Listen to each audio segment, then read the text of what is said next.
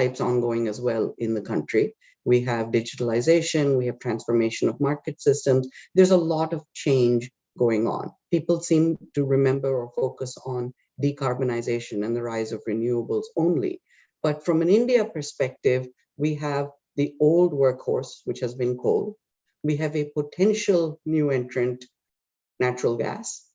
We have, of course, an already entrant, renewable energy, which in the electricity sector especially has made very large inroads. From a percentage share, renewables are still only about 10% and rising of the electricity mix on a generation basis. But if we look at the investments, if we look at where the growth is, it is virtually entirely renewable energy. And then, of course, there are ambitions towards hydrogen, for which used to be called the fuel of the future. That is no longer necessarily the case. It is now upon us. And hydrogen's role is very important when we think beyond the power sector. In the power sector, renewables have a clear pathway. For certain industrial and chemical processes, electricity is not sufficient. So if you look at a developing country like India, where there's a need for steel and cement, one of the questions becomes, what does that look like? And in fact, that was one of the highlights of the IEA report. I'm sure Peter will share a few remarks on that aspect. We at CSEP have done very deep dives on a number of these issues. Last year, we had released a book on the future of coal in India, Smooth Transition or Bumpy Road Ahead. The book has been well received. And we've really found out that in addition to the sheer availability or typical supply demand pricing sort of lenses for coal, there is an important political economy aspect of coal in the country. Many people think about just jobs, sort of fossil fuel jobs has been a concern worldwide. In India, the embeddedness of coal is much deeper. For certain coal-bearing regions, there's a financial aspect, but there's also deep linkages to the Indian railways. We have recently finished a book on the future, which is dealing with the future of natural gas in India. It's called The Next Stop, edited by our chairman, Bikram Singh Mehta, and it is available online. It has not been formally launched yet due to some delays, logistical, as people can imagine. And this book on gas is very interesting because unlike the work on coal, which was both prospective or forward-looking, but also historical, with gas, there's a deep understanding of the rapid potential transition. As we know, the government of India had announced a plan to make gas 15% of the energy mix from at the time of announcement, about 6.5% that share that natural gas had. And so for natural gas, many countries view it as a bridge fuel, that it's the cleanest of some of the fossil fuels, and therefore we use that until we go for purely green sources, whether it's a renewable energy or green hydrogen. And the question for India is that feasible? Is that practical? Is that appropriate, both on economics ground, but even on a carbonization ground, because natural gas is not fossil free. It is much cleaner than coal from a fossil perspective and non-fossil pollution perspective. But reaching such a high share, if one were to achieve this by 2030, would imply an enormously aggressive growth rate of natural gas. One of the issues that India has, unlike, for example, the UK or the United States, is where is the natural gas, the inexpensive natural gas? So from an Indian perspective, a lot of the marginal or incremental natural gas has been imported LNG, and so it's been not as cost competitive. You also have, of course, issues of infrastructure, taxation, and other things that I'm sure we would discuss amongst our panels. So we have 4 sort of fuels in the mix, so to speak. I'm not discounting hydro or nuclear by any stretch, but these 4, and especially coal and gas, and their interplay with the others are some of our focus today. And the issue isn't just how fast can you grow any one, but also how much do you blend and synergize with existing ones? Because it's not as if one can scale overnight. So this issue of time constants is very, very critical for large infrastructure. A, how long it takes to build these. B, how long these are expected to last versus how long are we allowing them to last. And so with these sort of brief thoughts, I now would like to welcome Peter to set the stage. The IEA has launched this report several months ago, and they've already done several discussion sessions on some of the high-level findings. We hope to dig a little deeper into this sector in particular. Peter, over to you, please. Thank you very much, Rahul, and thanks for the invitation to this session. So I'm very pleased to be here today to share some of these key findings with you. And that was a great scene setter, Rahul. So I hope that I'll be able to sort of go into a little bit of depth on some of the points that you raised. So can everyone see my screen and hear me okay? I hope so. Yeah, so I'm just going to use our two scenarios to illustrate the key differences in coal and gas demand over the next sort of 20 years. So you might know that in the IEA, in the World Energy Outlook team, we have our stated policy scenario, which reflects more or less today's targets insofar as they're backed by detailed implementation and support policies. And we also have our SDS, or Sustainable Development Scenario, which works backwards to reach the goals of the Paris Agreement and meets a lot of UN SDGs along the way. So energy access goals are met, the negative health impacts from air pollution are avoided, and so on.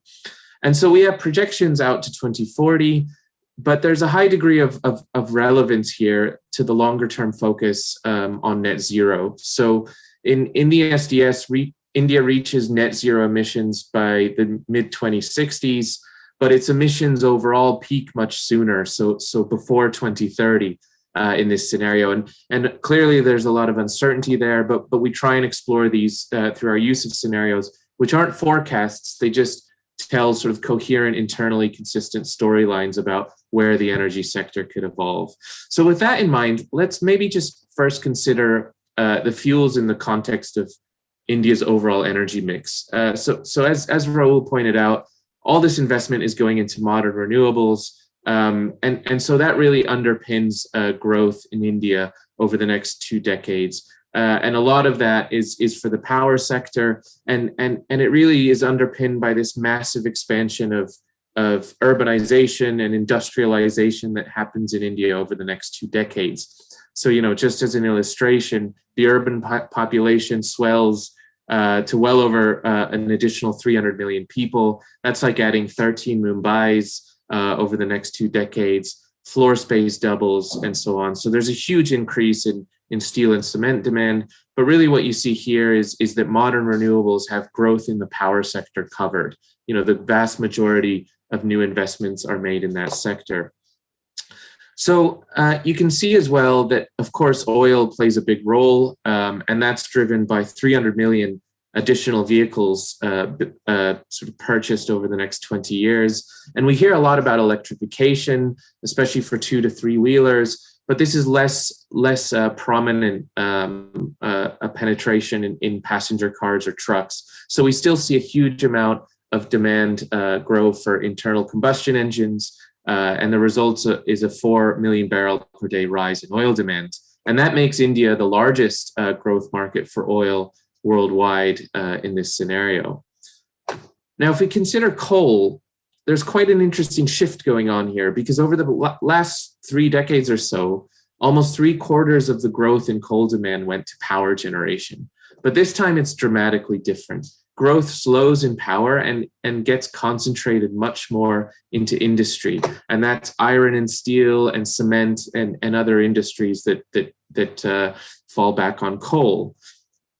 If we look at natural gas, the picture is broadly the same, as is the split of industries. So gases start to play an increasingly important role for India's future in the stated policy scenario. And there's big targets and ambitions, as Rahul said, that make gas an increasingly important fuel, not just in industry, but in city gas distribution. So that smaller scale industrial demand is met by gas. And there's also a considerable growth in gas demand for transportation.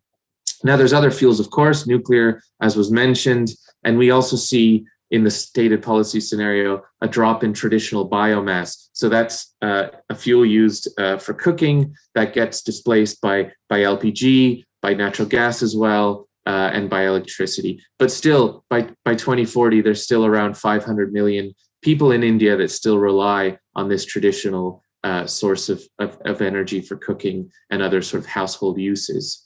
Now, this is the picture in steps, as we call it. What happens in SDS? The Sustainable Development Scenario, that's where India achieves universal access to clean cooking by 2030. It reduces air pollution and peaks its emissions. And you can see already there's quite a different picture here for coal. There's a huge reallocation of capital towards modern renewables, so they become even more prominent in the investment landscape. And you see that natural gas doesn't change very much. And we'll get into the reasons why in a few minutes. But what's important here is that all these targets are met. So for the 450 gigawatt target is actually exceeded by 40%. There's a huge amount of additional solar and wind coming on to the system, and that starts to really put pressure on coal and gas, coal especially in this scenario. Now, all this sounds great for gas, that in SDS, there's still quite a significant growth. But before we get there, we need to think about the affordability argument. And that, along with a domestic supply base that hasn't been able to keep pace with demand growth, these are the two biggest problems facing gas in India today. There's a lot of other things going on that we can unpack in the discussion, but I just wanted to focus here on price, because the important factors determining the price of gas in India are not just the sort of market fundamentals, if there are any. It's more about the mix of imported versus domestic supply being a regulated commodity. Government administered allocation policies have traditionally reserved domestic gas for specific customer categories. So you see here that what we've done is we've kind of disaggregated the price of gas paid by all the different segments of users in India, just to see what they pay. So this is very much a bottom-up assessment, sector by sector, technology by technology, and also state by state, because there's a patchwork of different tariffs and taxes applied to gas across India. And so what you see is these red bands and the brown band are the competing fuels that are used in these sectors. Now, it's not always an easy one-to-one switch here, but you can already see that a lot of the gas that gets used today is actually potentially less affordable than alternative uses. And that's particularly the case in the power sector, which has very much struggled. Gas plants are now stranded, a lot of them, they're distressed assets. So it's making it very difficult for gas to make inroads into the power sector. But elsewhere, there could be some upside. As you see there, the transport component, there's a lot of taxes applied to petrol and diesel. So that there is scope for growth in gas in the transport industry.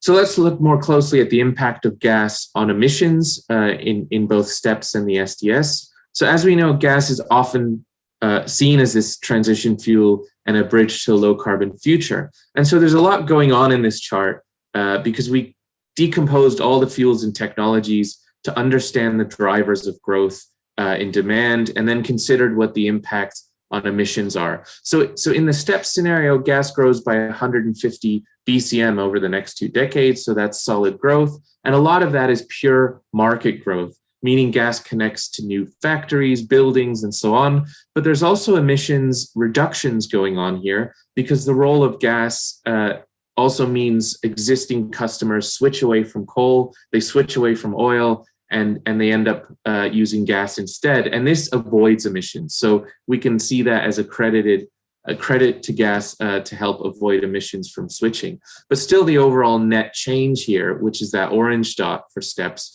is higher than it is today. So we see an additional 100 million tons of CO2 as a result of the growth in gas demand. Now, what about the SDS? The SDS actually has higher natural gas demand. And what you see there is actually the net effect of lowering emissions. Why is that? Because we see that switching is a much more prominent role of the growth in gas. You see that gas steps in to a much greater extent to lower coal use and oil as well, oil product use for raising heat in industry. And so you see higher efficiency gas plants coming online. You see investment in CCUS and hydrogen production, and much greater rollout of low carbon variants like biomethane and bio-CNG. So that leads to a net effect of lowering CO2 emissions. So it really depends what gas is being used for to understand how it might actually contribute to emissions reductions, in addition, of course, to the improvements in air quality from the large-scale rollout of gas. So let's sort of look at the flip side to this and understand how changes in coal demand come about in our scenarios. So if we think about our starting point, the coal inputs to the Indian power sector are the 5th largest single category of energy sector CO2 emissions globally. So they're a source of poor air quality, and mandates to improve this have a patchy record of implementation. So 3/4 of India's existing coal power plants are subcritical units, low efficiency units, and the production targets for India are very much very bullish, very ambitious, but that's becoming more and more difficult to reconcile with the other targets going on, the 450 gigawatt target, the evolving energy priorities in India, particularly in terms of local air pollution and emissions as a whole. And so what we see in the sustainable development scenario is that we see a huge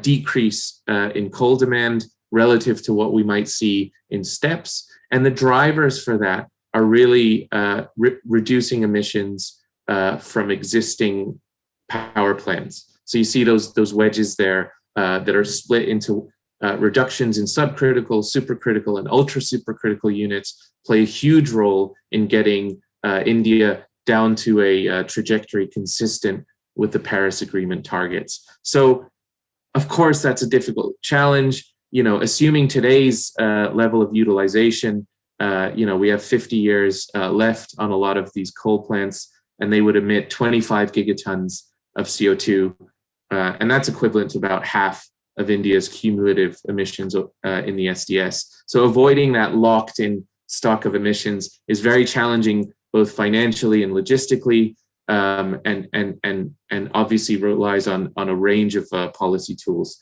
to address. So I'll stop there just to give you that brief context overall, and hand it back to Rahul, and hopefully we can chat about these dynamics a bit further in the Q&A.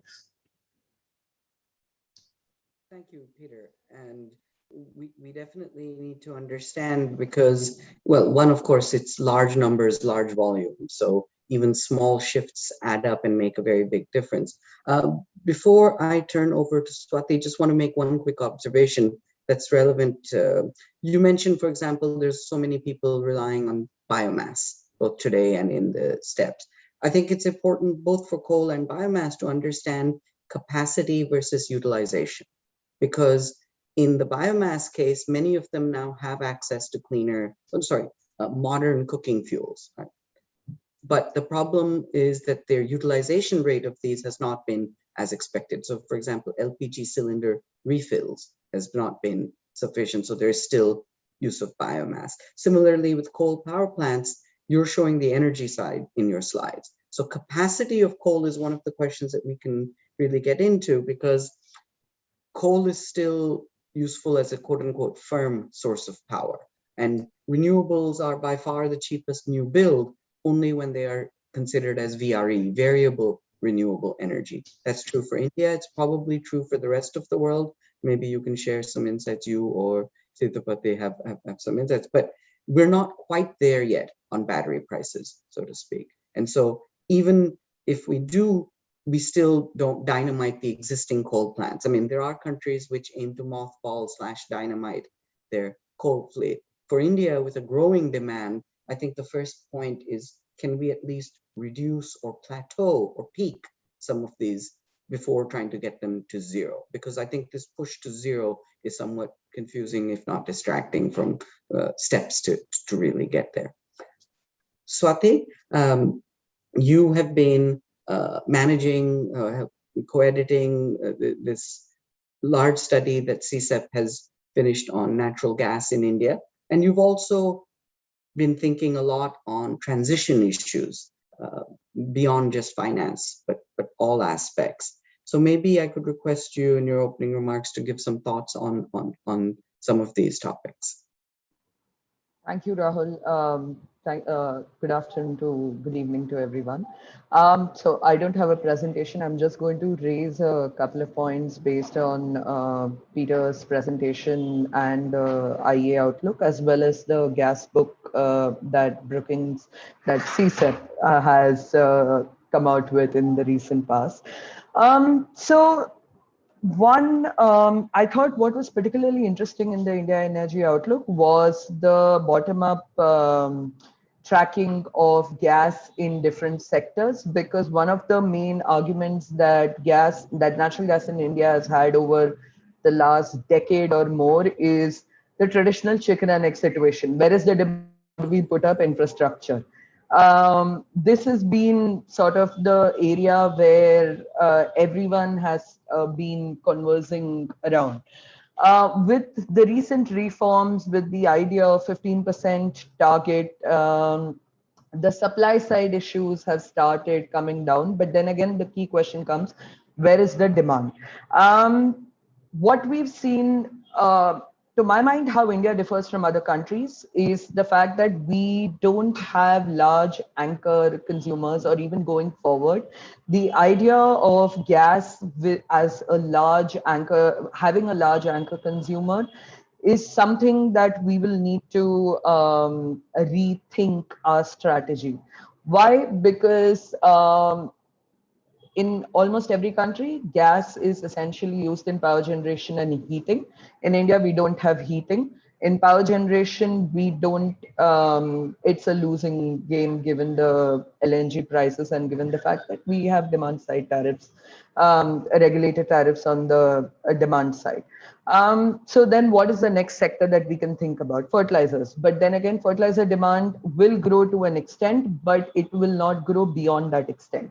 So what we did in the book was, A, we tried to identify what sectors demand can come up from, and B, what are the steps that we need to take from a policy perspective to get to this. Some of the sectors that we identified were essentially city gas distribution, transport, and industries. Even in industries, we focused our study more on the MSME side rather than the big industries. One of the reasons was because so if you look at steel expansion, there's a lot of conversation about steel, about natural gas in steel processes. But if we think about a strategy on expansion, if you're looking at another 150 million tons, about 50 to 80 will come from waste to heat processes.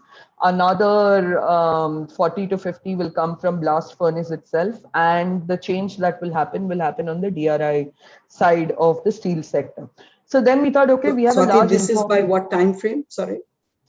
This is by 2030. This is a national steel policy by 2030. And then if you break it down into the industry as well as the kind of technology, this is the broad approximate split that you end up getting.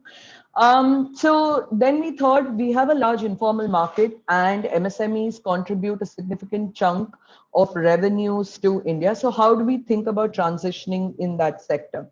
From a policy perspective, what we realized was supply is a problem, yes, but information, there's a lot of knowledge gap that that is there in the MSME sector that needs to be filled in. Margins are wafer thin, so how do you deal with that? Can we think of bringing gas under the GST? Now, to do that, we decided to go approach it from the taxation perspective, and we realized oil and gas actually doesn't contribute a significant chunk to the state's exchequer the way it's currently structured. Mummy, cat, sorry, 1 second. I'm sorry, my cat.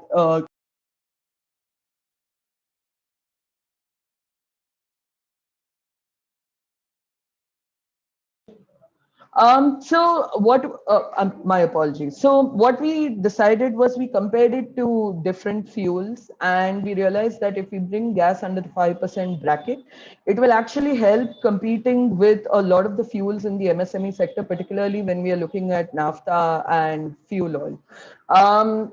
And it is something that actually can be done, because unlike petrol and diesel, which contribute close to about 35-40% to state revenues, natural gas uh, uh, has about 2 to 3% share in the entire state revenues. And there's a good idea that this will increase once the gas prices actually come down. The other sector was transport and CGD. Now, the thing with CGD is there's a government push to increase the gas penetration in the country using the city gas distribution network.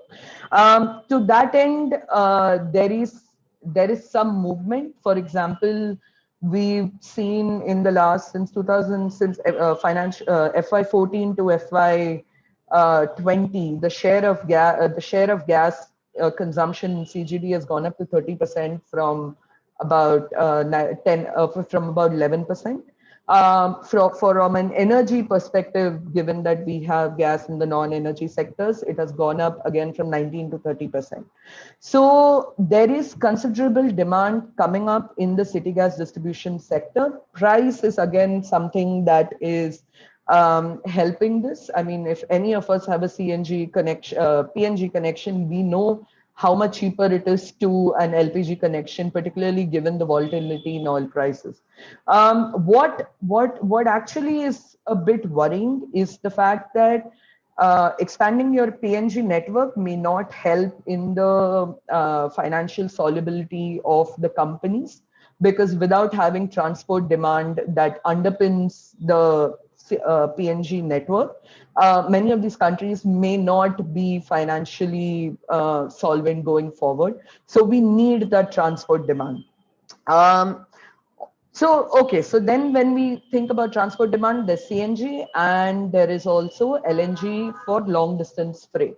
Now, LNG in long distance freight is something that we've been speaking about in the last 2 to 3 years. We've seen examples of it, and there is conversation about setting the infrastructure at least between the Delhi-Mumbai industrial corridor, because again, the western side of it has great pipeline. But to actually end up achieving that, there's going to be some amount of conflict between the companies that have already been allotted the land and the rights under the bidding situation, and the companies that are actually going to be setting up the LNG pipeline. There's also the question of the fact that most of your CNG demand right now comes from buses in almost every major city in India. And a lot of these buses are going to be are being shifted to electric again to complement with the straight electric policies. So there is some question on how much transport demand is actually going to come.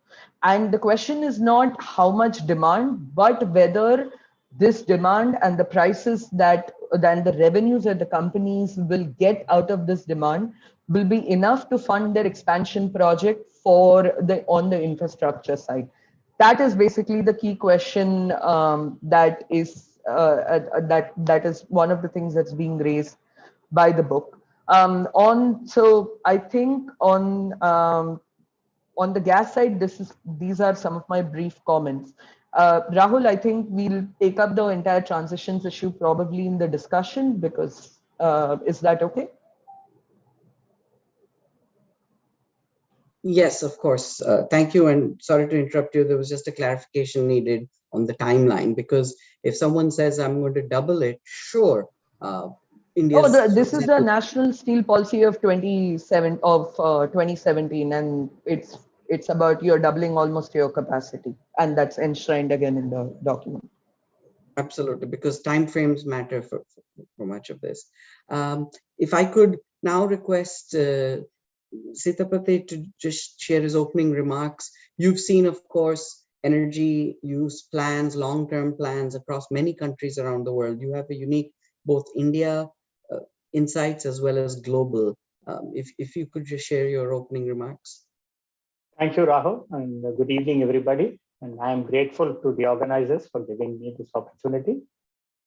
Coming in last, of course, much of the content has already been shared as commented upon. I'll just be brief and comment upon what I think has been covered peripherally or not covered.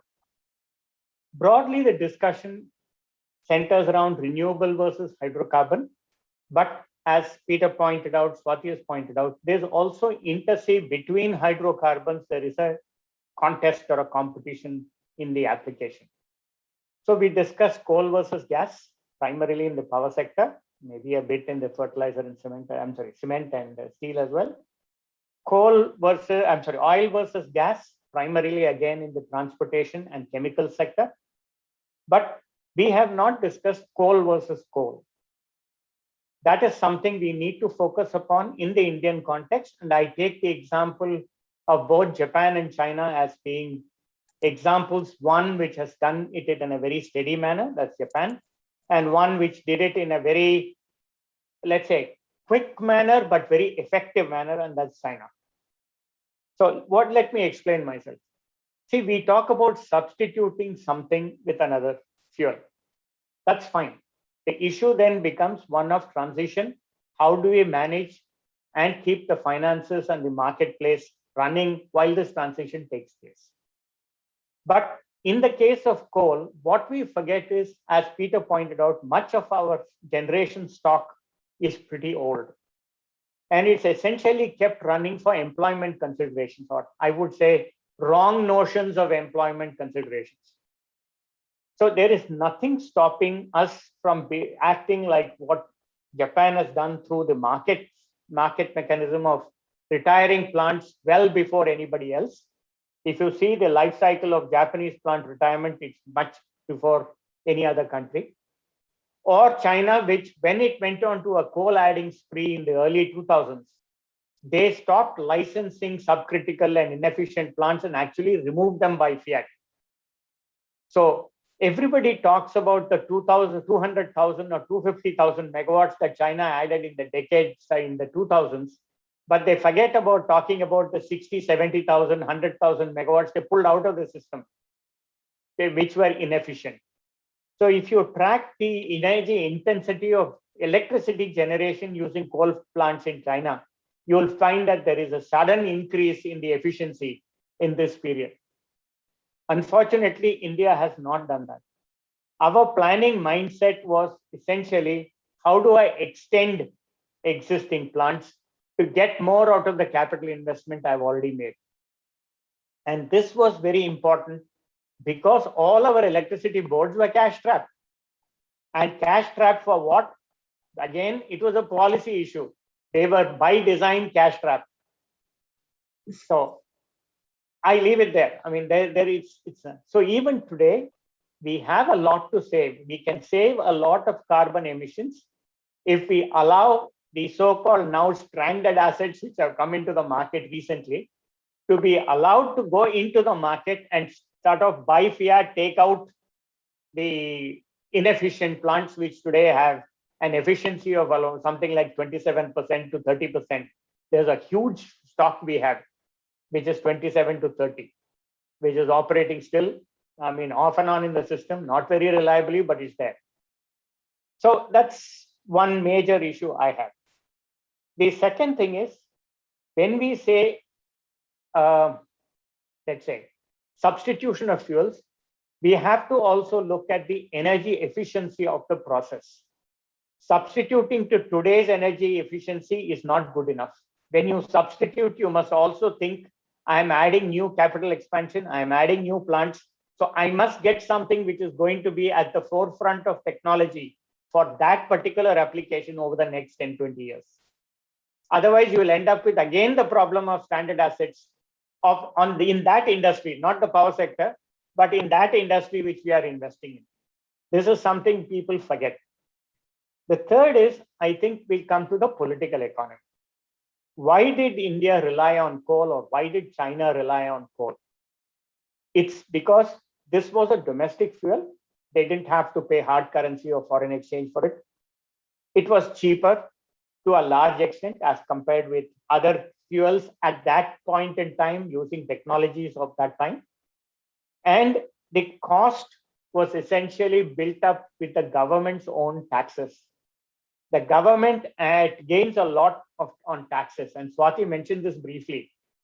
Going forward, if you're going to completely remove coal from our mix, I'm just going into the extreme. We are not going to do that very soon. But suppose, let us say, 2 years from now, India's coal consumption goes down to 0.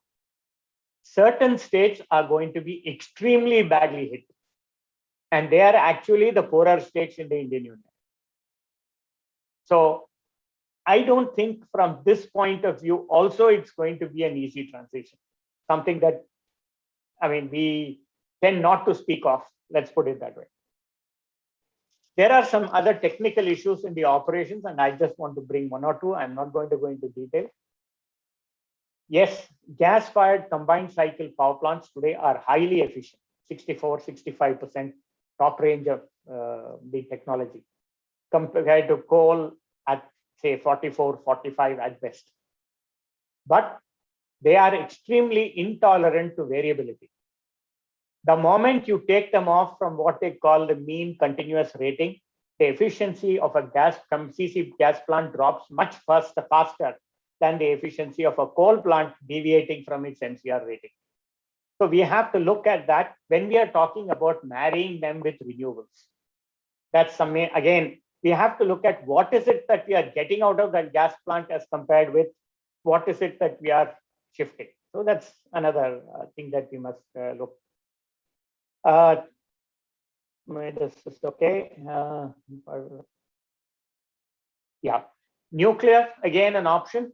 Do you want to look at it, not look at it? Various countries have looked at it differently.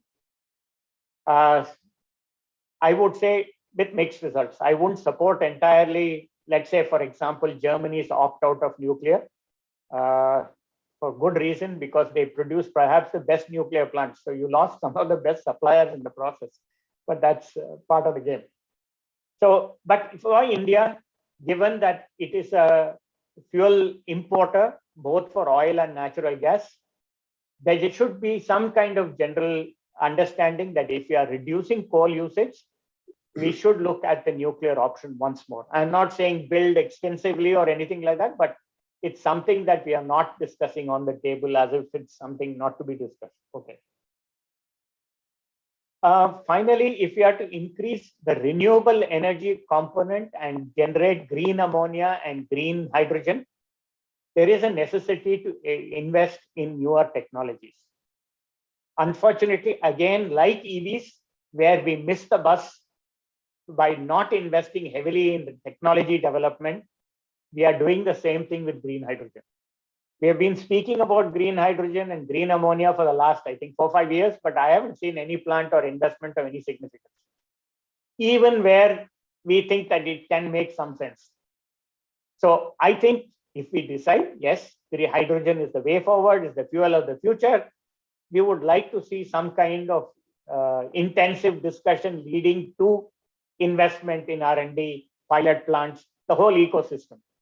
Otherwise, by the time we build an ecosystem, it's going to be, I mean, I think you'll have to build up your coal stocks again.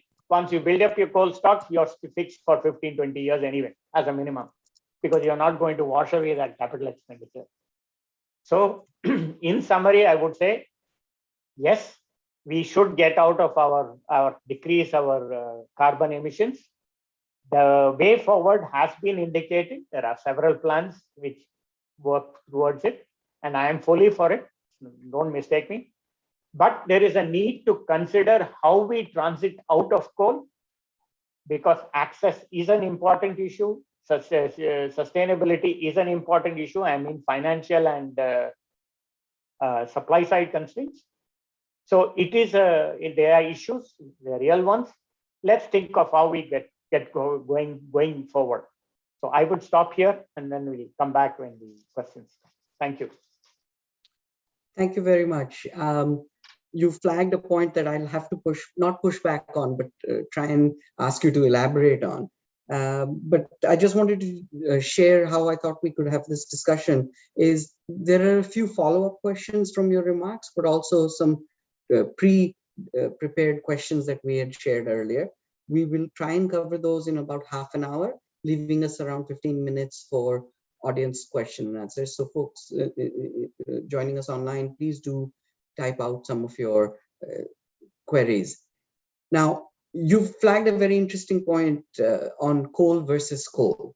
This is not discussed nearly enough because everyone sort of looks to the ultimate end state. And that really brings me to the heart of this question, the pathways. Everyone agrees that the end state looks like zero carbon, but does that end state take us from where we are, or is there a side road that, or not side highway maybe, that we have to get onto before we can actually get to the truly zero? So opening sort of question to everyone, and please, this is very few of these are directed to anyone in particular.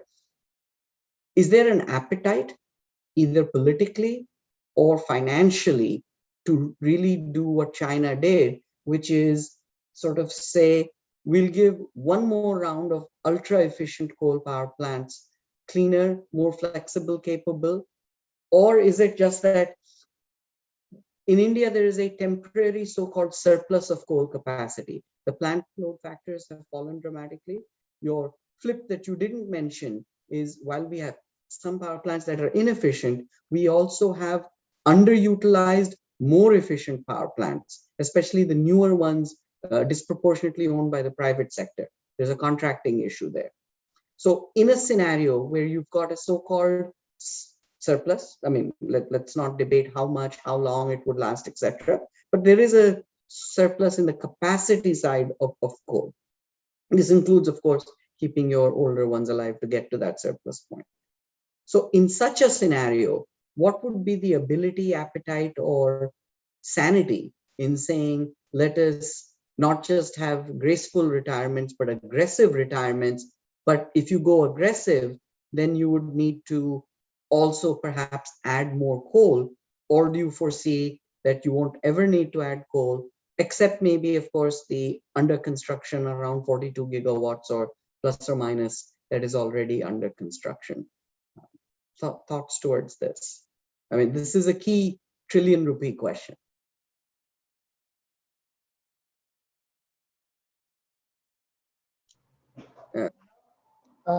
Peter, do you want to take this? Well, I can just kick us off, but Sure. by just saying that certainly for coal, it's a complex issue, by any stretch of the imagination, to consider the sort of inter-competition between what the more efficient and the less efficient units. I mean, the way that we approach this when we model India, so we have an hourly power sector model, gives us information about, the run times of various units. And clearly there is an emission saving and just an overall sort of efficiency saving in using those higher efficiency units as often as you can. I think the problem is, of course, the market design issue, that you have these power purchase agreements that, it's been 10, 15 years since a wholesale market was notionally created, but the amount of volumes traded on that market are still relatively small. There's not a great deal of interconnections between states. Things are still led, from with different stakeholder interests in mind.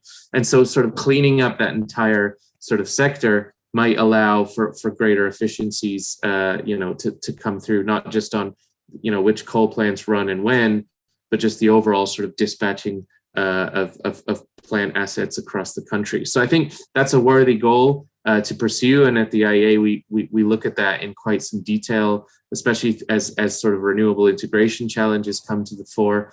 And then on the coal side specifically, we looked at this from the point of view of whether plants can be retrofitted, repurposed, or retired early. And clearly the most economic pain is incurred when you retire a plant early before its economic lifetime. But in fact, in our scenario, only a relatively small part of the overall coal fleet, could be subjected to that. The rest of them could in fact repurpose or retrofit, depending on sort of plant by plant conditions.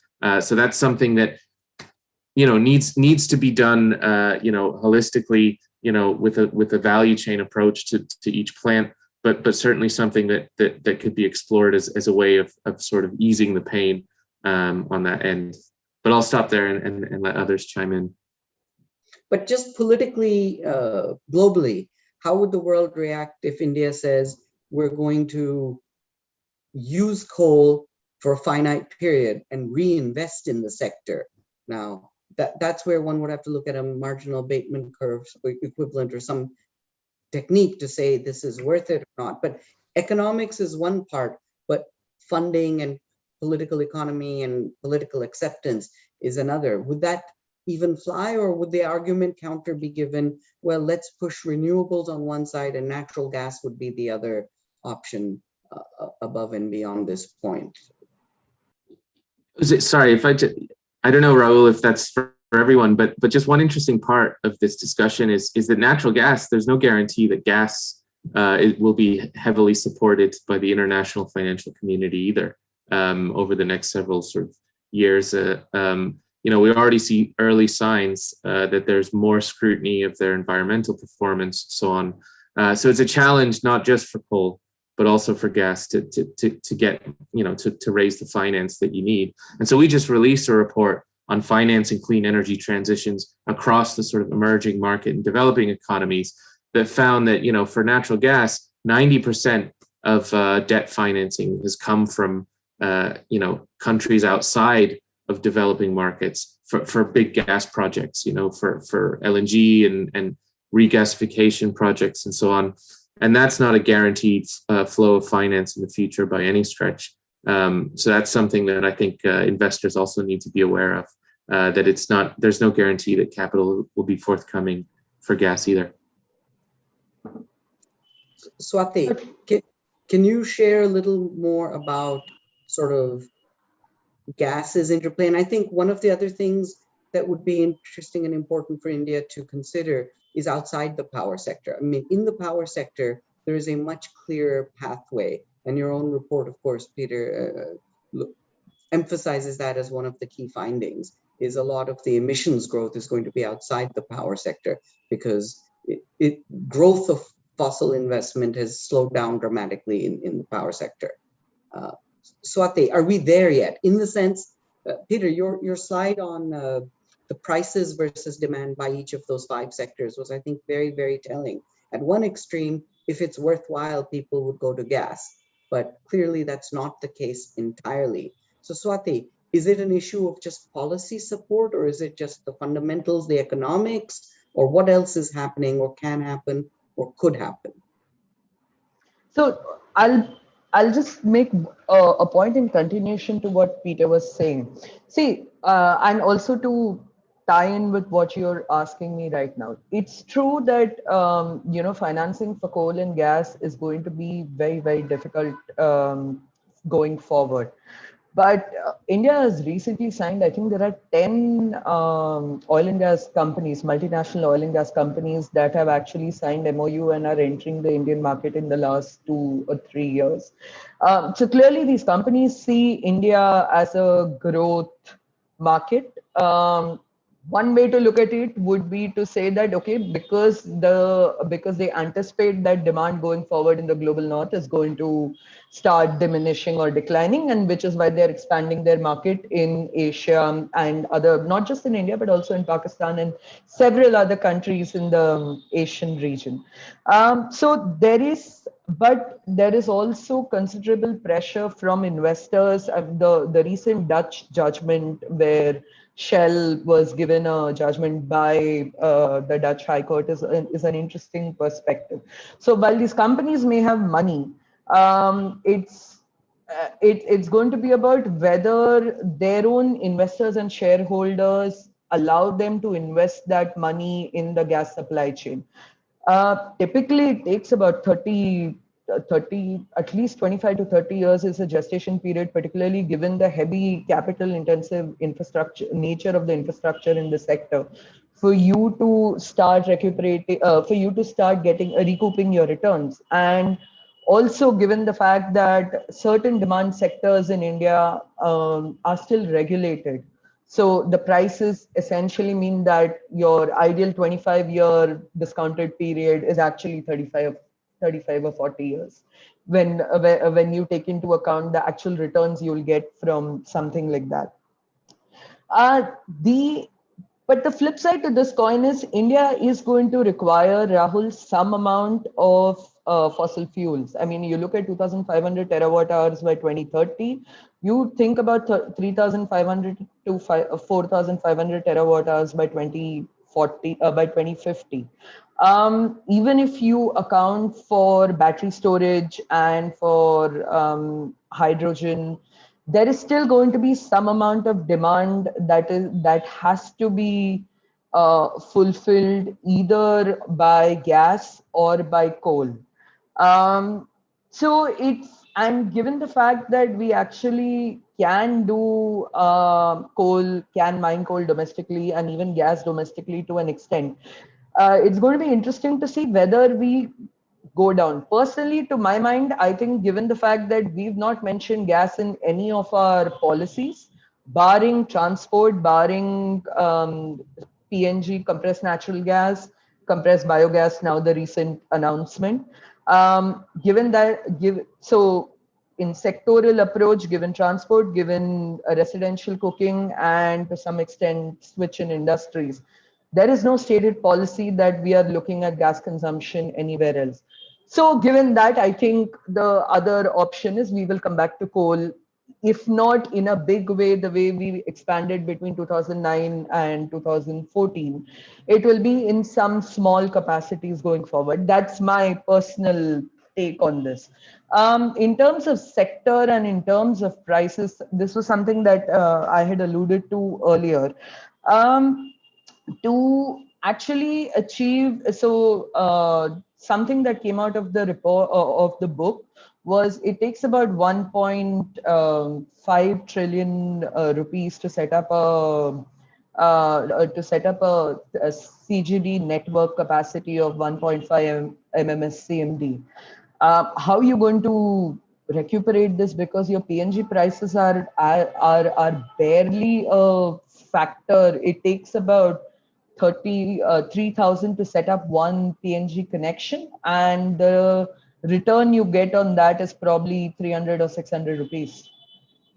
I mean, these are approximate ranges. These are not exact figures. These are approximate ranges. So take that. So given this rather large approximate ranges, then where is your money going to come from? Transport, yes, is one potential sector, but the only reason transport is because your oil and gas is still not under GST.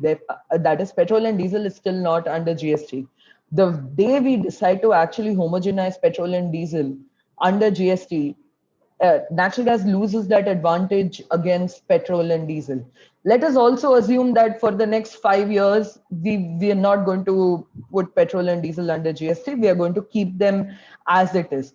But 5 years is not the kind of gestation period we need to recoup our investments on gas. We need at least 25 years. So what this essentially tells you is that for the next 25 years, more or less, petrol and diesel is not coming under GST if gas investment by companies needs to get its returns. That is the sort of the problem with leveraging yourself just on one sector. The other side is industry. You know, one of the challenges that we found when we were speaking to MSME sector and players,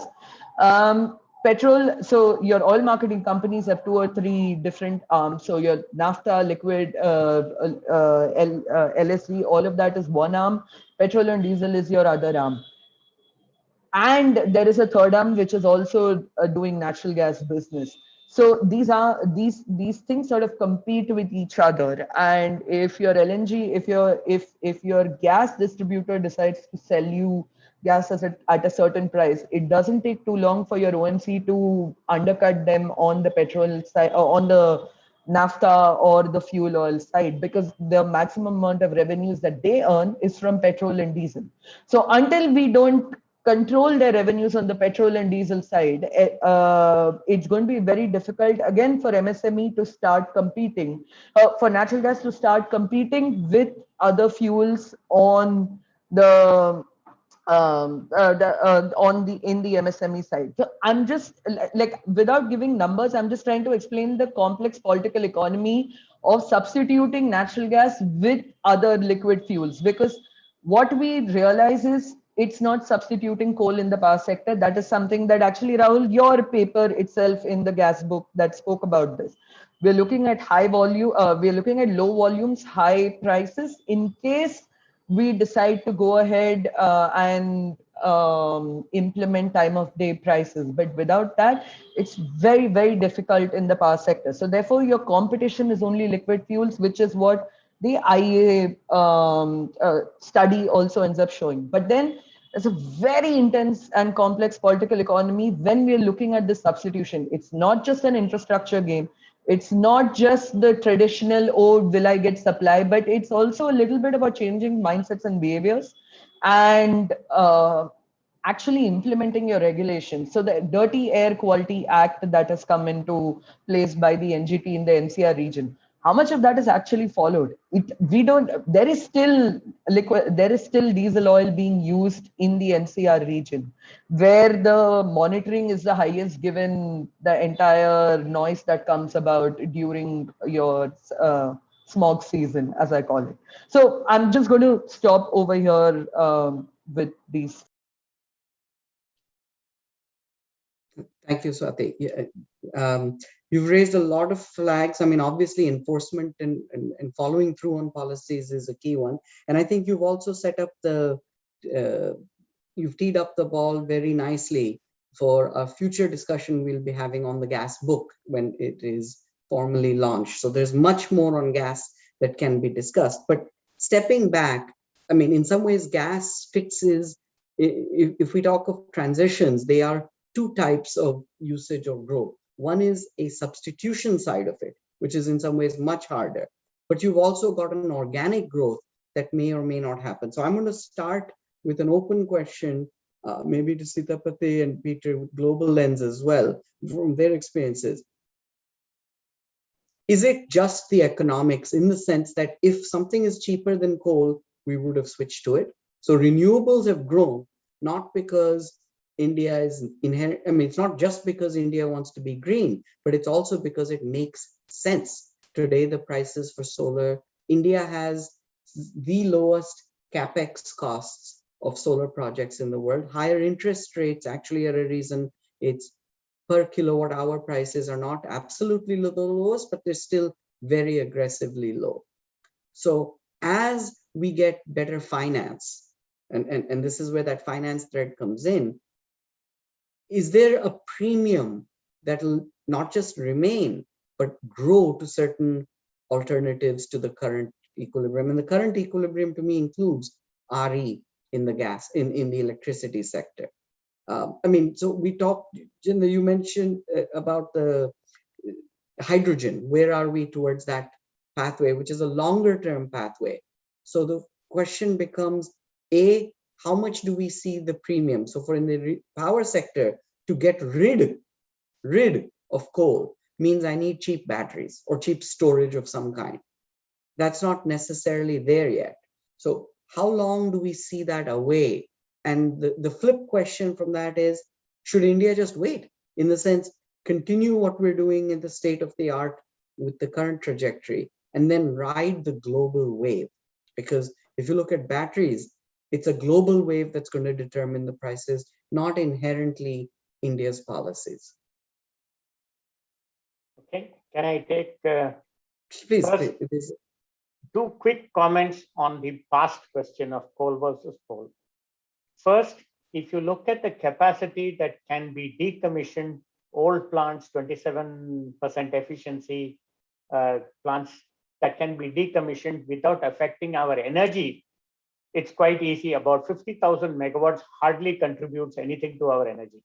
It's just what do you call plate listed capacity, if I may say so. Much of it doesn't run. If it runs in fits and starts.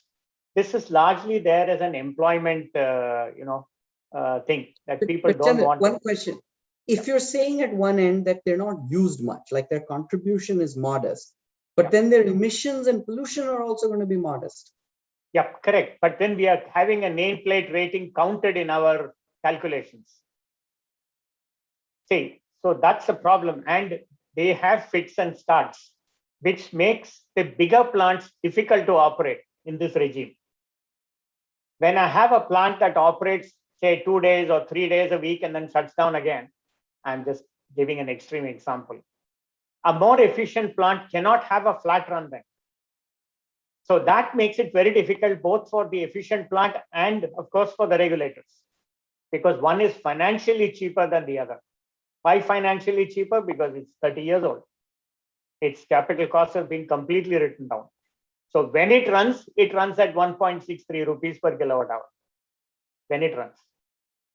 The fact that it hardly runs doesn't matter. I mean, that's part of the political equation. Okay, that's number one. Number two, why did we go into this cheap regime? It's because our end tariff fixers did not want, we felt somehow that tariffs would be unaffordable if raised. Okay. That's another reason, but it's now coming to haunt us again. If you look at captive generation units, let's say for the aluminum plants, the steel plants, railways, they are all subcritical because they have to be small size. You can't have a backup plant more than, say, 100 megawatts, 150 megawatts, 60 megawatts. That's the range. Okay. 250 is the best that we have as a captive. Now we are giving flat load because these are 24 hours, 3 shift flat industries. Because they wanted to avoid the financial charge of subsidies on the general supply. So what we have done is we have given an inverted load demand to some of our less efficient units as compared to the most efficient units, which are now having to back down to accommodate these units because it's a financial problem. So we have a market issue to solve here also, which is fundamentally focused on tariff. Basically, if we don't want a tariff change, nothing is going to help. Okay, I can almost say it as a given. So if someone wants to change the tariff regime, yes, we can do many things. So I've just those 2 quick points on coal versus coal. Okay. Now comes CNG as a fuel for other means like transportation, etc. We have been investing quite heavily now, or we have plans to invest quite heavily on the electric part of the business. Again, we could have invested a little earlier, but we chose not to. We said when technology is better developed, we will apply it, let's say. Now, when we say, we come back to the old argument again as to why was coal preferred over oil and natural gas? Because it's a domestic fuel. It's an indigenous fuel, no foreign exchange outgo. But instead of having foreign exchange outgo on your commodity purchases, if you have foreign exchange outgo on your capital purchases, it makes the same thing. Today, if you look at our solar panels, we are dependent on China for about 85 to 90% of our panels. They come from China. So what happens? You have substituted an import source like oil or natural gas with a capital outgo on your panels. The same thing is going to happen on batteries. The same thing will happen on hydrogen. If we don't believe that at least we can contribute, and we are I don't think it's impossible for India to at least contribute towards development of this.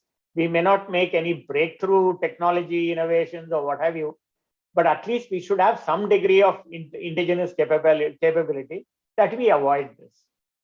So I think we are heading towards a situation where if we rapidly expand our RE production, want to rapidly expand our battery storage issues, and rapidly expand our hydrogen at some future point in time, we are going to end up with a huge foreign exchange capital problem rather than an import of fuels. And I can almost foresee that the decision makers would be veering towards the easy way out of purchasing cheaper hydrocarbon fuels rather than going for very expensive high technology investments. Coming back to why was our solar program so successful as an RE was because it's distributed. You did not require lump sum large capital at any one go, like a big power plant or a big gas turbine unit. You didn't need 500, 600 million at one shot. It was a series of small investments, 40 million, 50 million, like that, even for utility scale plants. It's only now after 10 years that we are really touching the bigger scales. And in the first period, you have to remember the government actually underwrote subsidies. We started off with 15 rupees per kilowatt hour when coal-fired generation was at 3 rupees per kilowatt hour. But we went because the government said, yes, I will pay. But as capacity expands, as many countries have found out, which includes Germany, includes Spain, includes many other countries, you can't keep subsidizing forever. There is a limit to it. Your finances will not take it. So I think that's another stream that we have to carefully consider. The only way out is give some reasonable assurance that there will be a domestic contribution towards these technologies when the application time comes in the big picture. Thank you very much. So I'll leave it as a rhetorical question.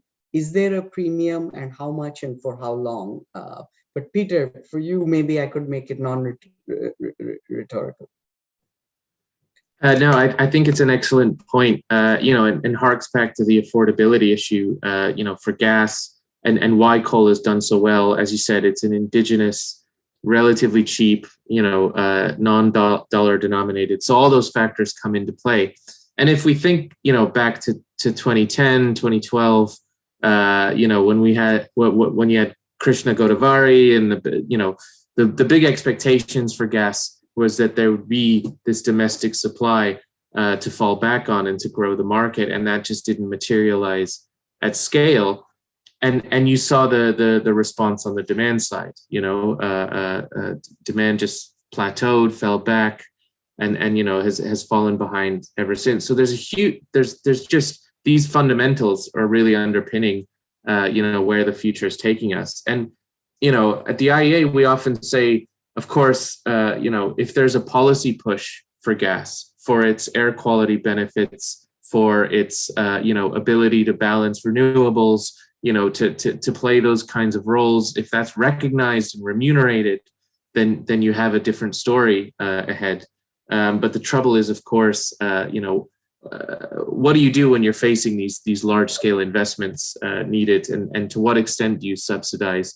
If you're confident in the large scale deployment of solar, if you think that that there could just be this coal plus renewable sort of role in the future that could muscle out gas.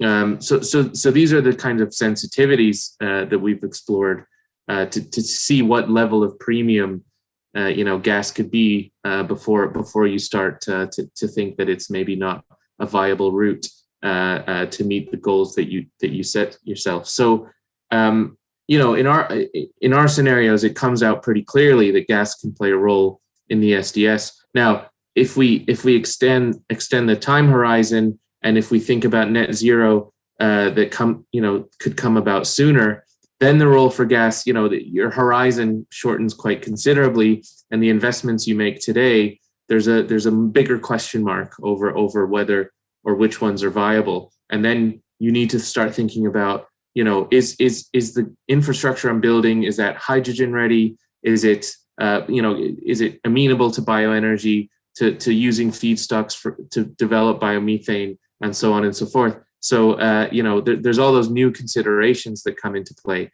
I see Rahul, you've got your hand up. So I'll stop there and let you follow. Well, this is the key question, because financial lifespan to physical lifespan are often decoupled or very, very different. So from a affordability as well as just general financial prudence, you want to extend the life or use as much as you can. So gas infrastructure in the West, it wasn't built for 25 years. It was built for much, much longer. Typically, how long would you ideally want infrastructure to be built for? Yeah, no, it's so if we look back to the example of how the whole Dutch gas when they discovered the Groningen gas field in the Netherlands, they thought to themselves, how do we build a market around that? And they're the ones that sort of pioneered this early approach with oil indexation, because they were trying to get rid of oil products in their residential sector.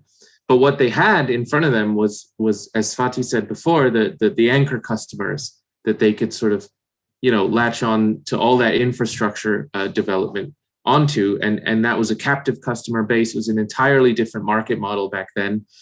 If you have a liberalized market model now, and you're trying to push gas into the mix without necessarily having that monopoly role that you can play, it could be seen as a lot more difficult to amortize, those long-lived assets in any amount of time. And I think that's what's interesting to me when I was looking at this is, these CGD developers, they're utilities, it's, a whole range of companies involved in the sector. How are they structuring it so that, they can see that payback period, to come through before the whole sort of existential threat of potentially removing gas from the system becomes a factor. And currently, there's reasonable comfort that gas can play a role, that its life extends to 2050 and possibly beyond. But if that whole timetable changes, then the whole economic calculation might change. And I don't have an answer for when, that could happen. So I'll push it to the others to let us all know. I think last question before we open up from some of the audience. Swati, you had flagged this especially, which is the demand side of it. It's not just a supply issue. If you build it, they will come. Now let's put our hat on as if we're, you had talked about, for example, the captives. So these are really where you find hard data or mindset on demand. So what should an industry do if I'm setting up a new plant? If everyone just says, oh, this technology is just around the corner, so green hydrogen is being touted.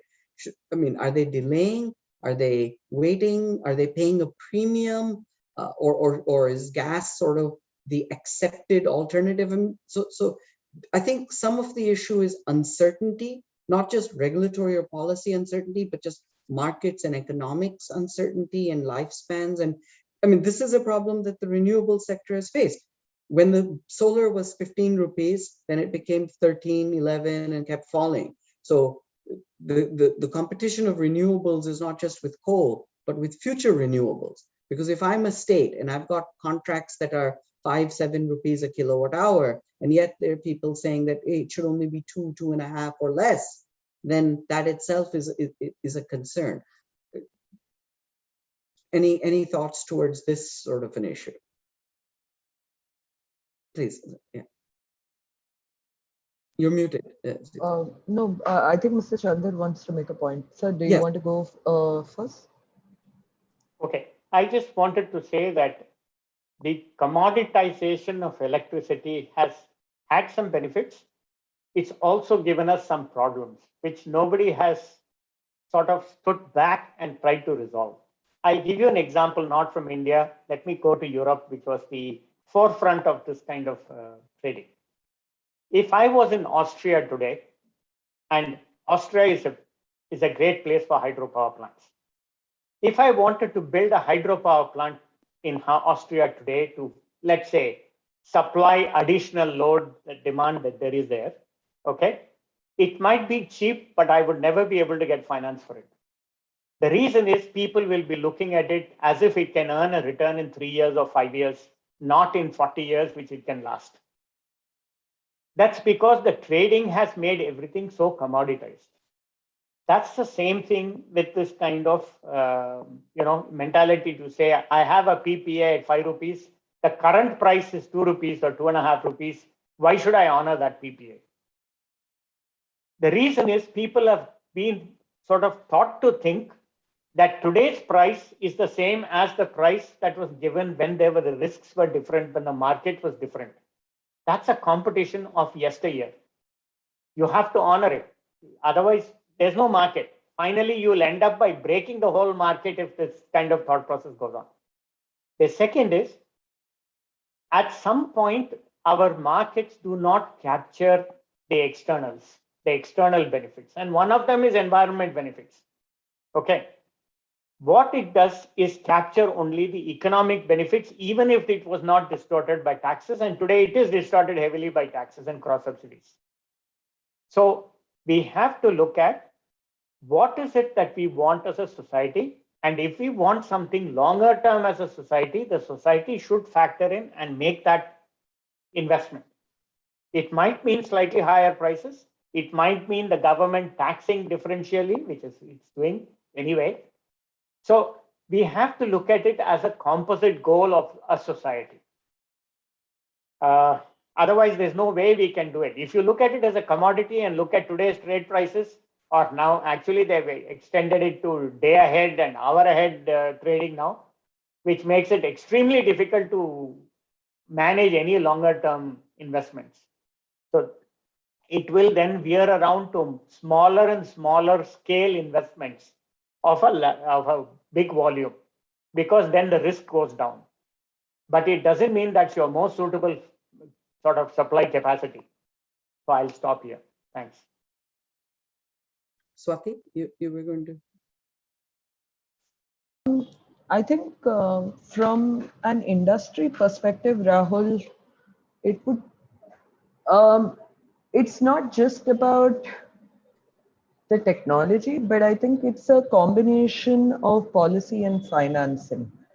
To be quite honest, take the example of the automobile sector and think about it from their perspective. So there is equal amount of push on electric vehicles. There is equal amount of push on BS6,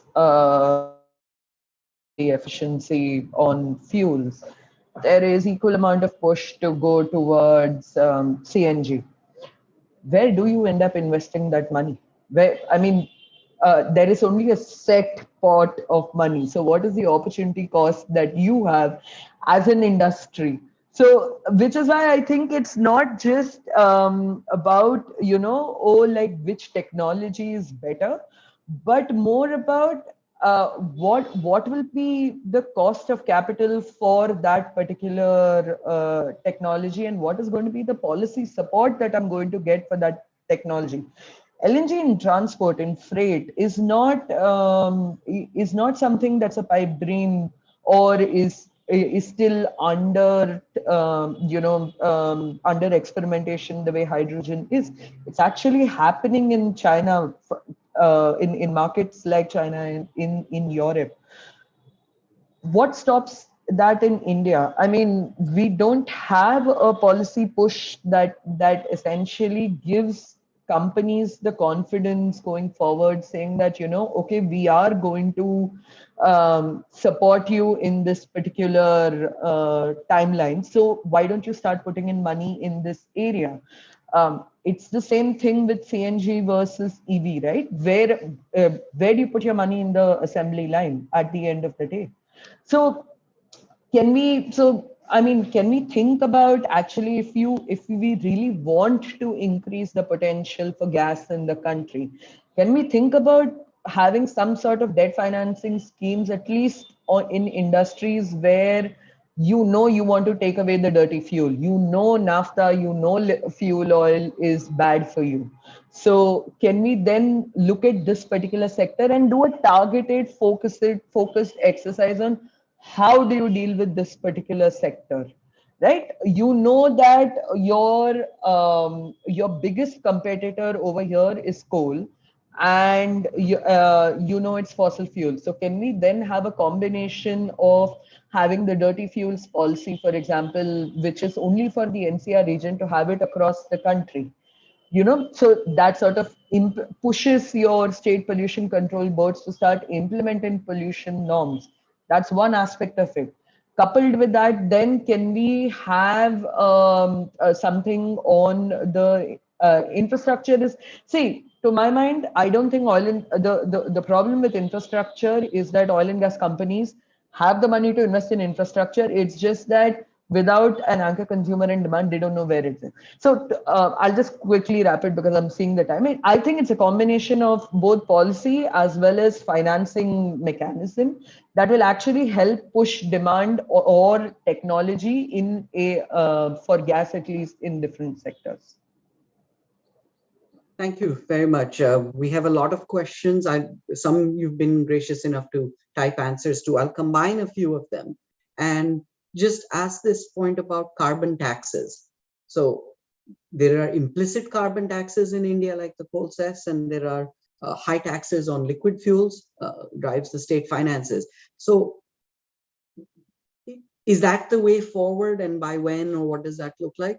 Or is it these focused supports? How do we see this playing out? And the other flip side is prices to be meaningful would have to be quite high, because a couple of dollars a ton doesn't really change your crossovers or your equilibrium necessarily. I mean, it takes you up that curve that you've shown, Peter, but it's not going to take you all the way. Peter. Yeah. Sure. No one ever wants to answer about carbon prices at the IEA, because it's a thorny subject at the best of times, and certainly, you know, there is a sort of an elegance to it amongst economists to sort of say carbon pricing will sort out everything else, because you know you'll get, if implemented and designed properly, you have a level playing field where different players can sort of choose to invest in the technologies that become, you know, the best ones and the most cost-effective ones.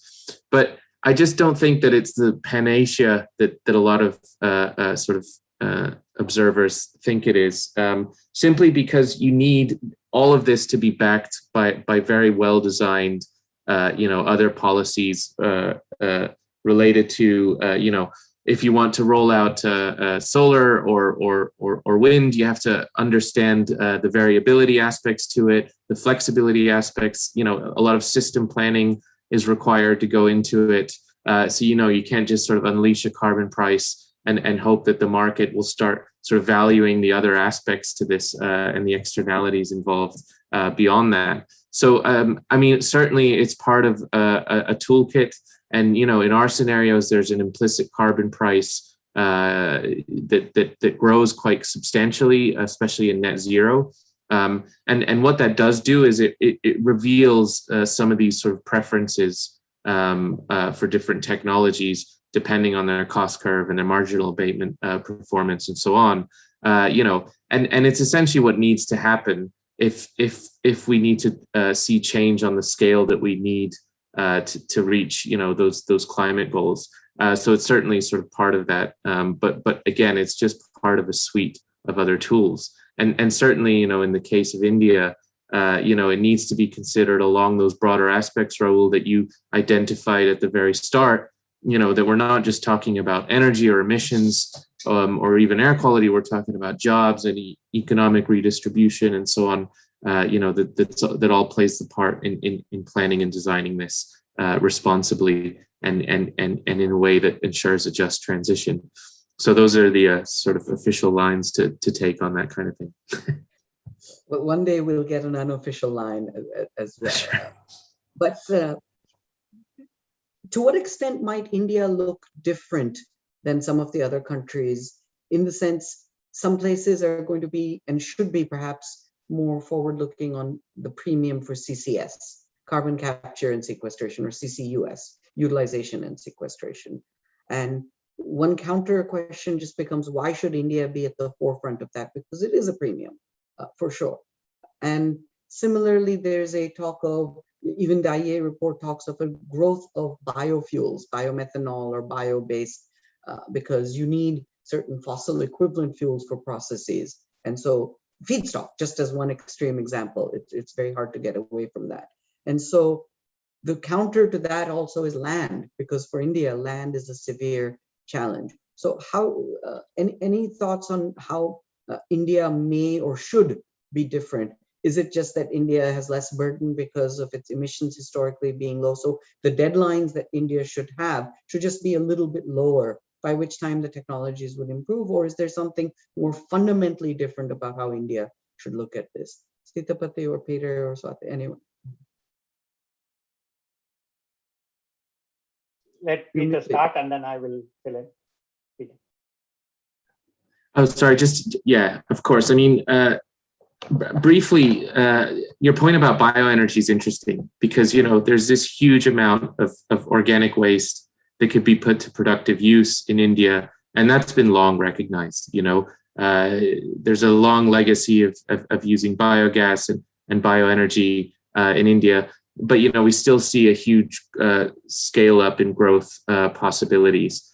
And some of these challenges are the same as the challenges to get gas off the ground. They're infrastructural, they're policy related, they're about getting, access to land and responsibly developing bioenergy supply chains and using sustainable feedstocks, right? So not just using energy crops that might compete with food production and so on.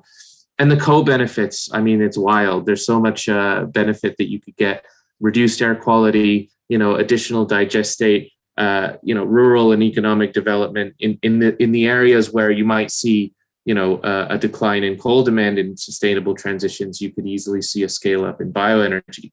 So there's those types of things that just need to be adequately sort of recognized and remunerated to get it off the ground. And I think that's one of the sort of, key things, is to see where, your different resources can add value to the transition, not just that it imposes a burden on it. But I'll let Sitapati correct me. No, I think that's a good answer. See, there are two issues that we need to look at.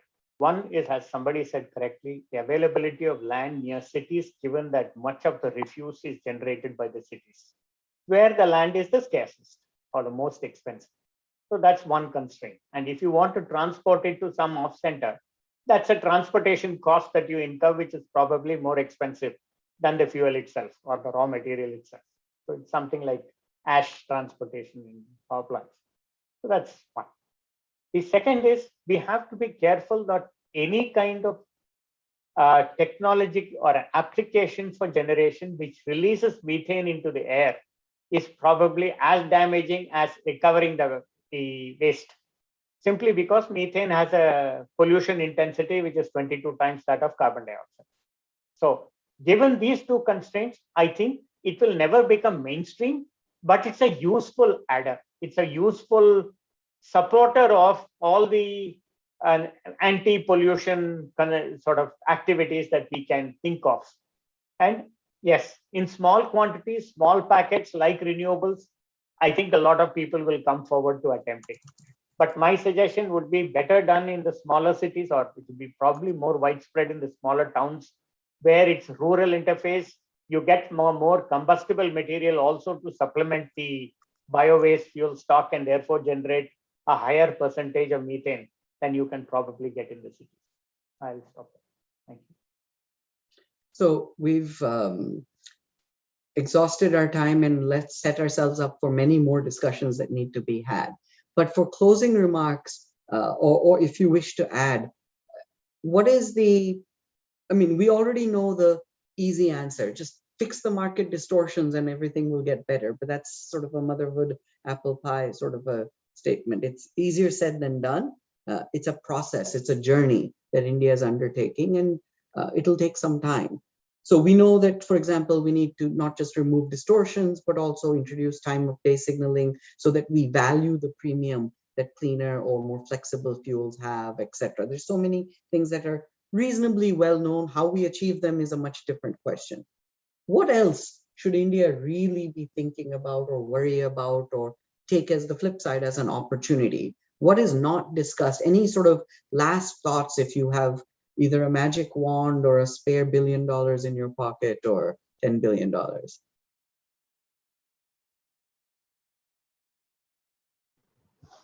I think we need to start thinking about transitions. Peter mentioned this, you mentioned this, Sitapati has mentioned this multiple times.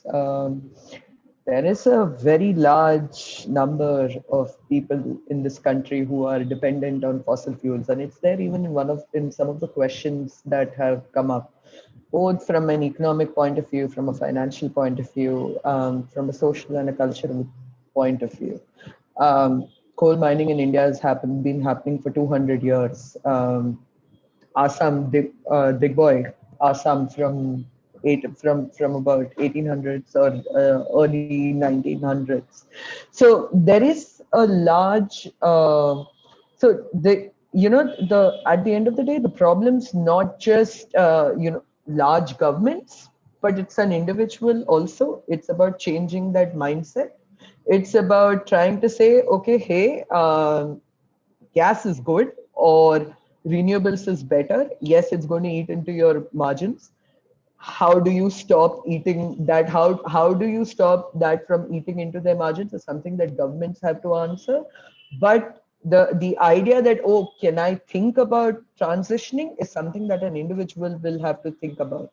And that is where I think it's as much a people's problem as much as it is a larger problem. Those are my last thoughts.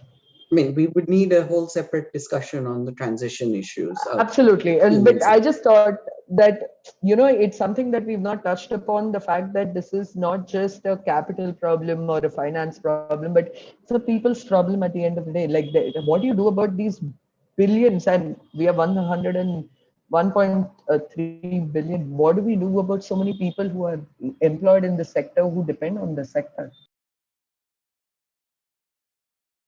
I mean, so Germany had the funds to buy them out. Essentially, the answer for the transition in the workers has been throw money at the problem. And it's not clear that such money is available. Would the international community step up, Peter? Would they? I mean, that's South Africa's plan in some ways. Yeah, no, indeed. And I think that's one of the risks that we identify in our financing report is, of course, the cost of capital is higher. It's more difficult to sponsor bankable energy projects, in developing markets. So you have all those structural issues that you need to sort out.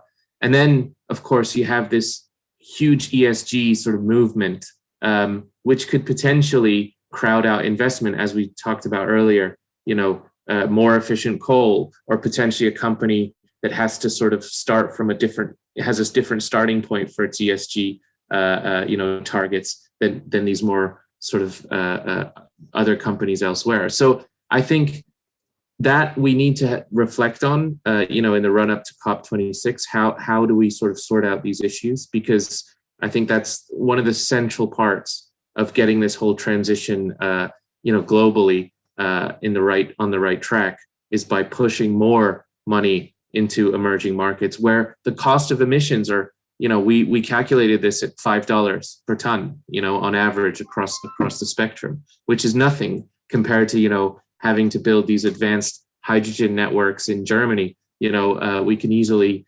funnel that money into better uses in the emerging world and have all those co-benefits in there as well. So, that's one of our mandates is to push for that. I would like to mention two things. One is that India is not one gray mass. There are very situational things that can happen. For example, in the cities, if you choose to enforce laws in the cities that are different from, let's say, non-cities, because that's where the concentration of pollution and usage of fossil fuel for certain things like transportation is, I don't think people will mind, because there's very little impact of the production part of the oil or coal industry in the cities.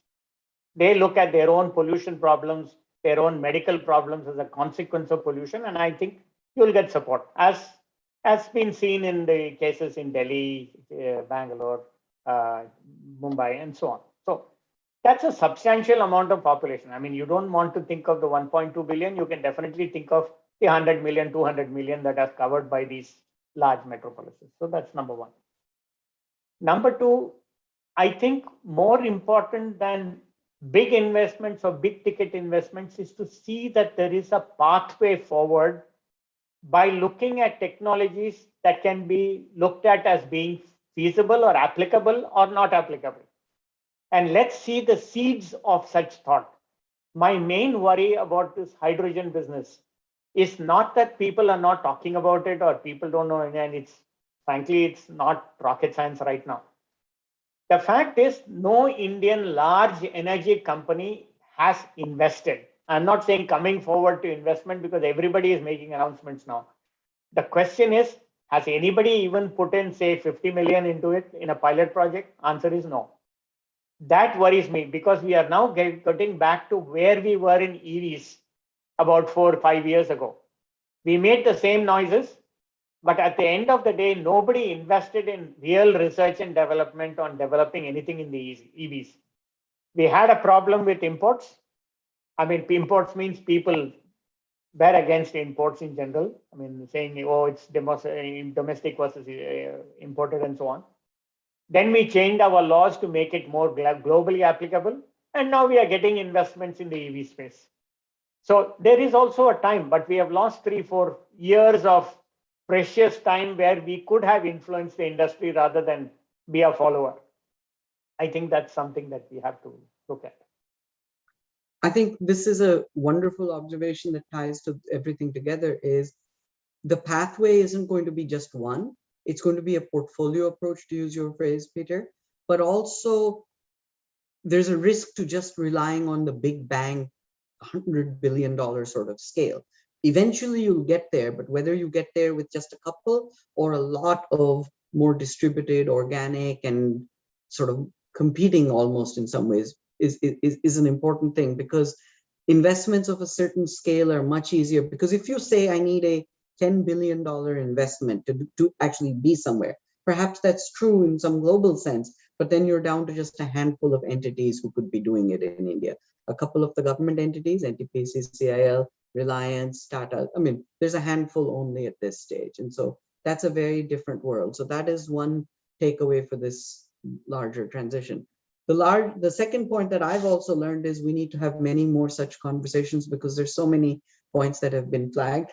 I'll push back slightly as my closing sort of thought is it may be very cheap on a dollars per ton CO2 abatement cost to invest in developing countries. We absolutely must do it, but that shouldn't be counted as the benefit of the developed country, because you're then riding someone else's curve. Because if you look at long tail sort of theories, then who's going to take care of the tail out of the developing country? Time is not going to be enough. So there's a whole series of discussions and planning that need to be had. Time, that's a topic for another day. We will be having more discussions on natural gas as we formally launch and showcase some of the findings from our natural gas work. But I want to thank you for joining me for this discussion, and everyone who's joined us online and later on for a series of continuing questions. India has grand ambition plans towards the transition. It has done remarkably well in many niches. The question is, do we have not just the vision, but the steps of execution that are really needed to take us there? So thank you very much again to our panelists and everyone joining us. Thank you. Thank you very much.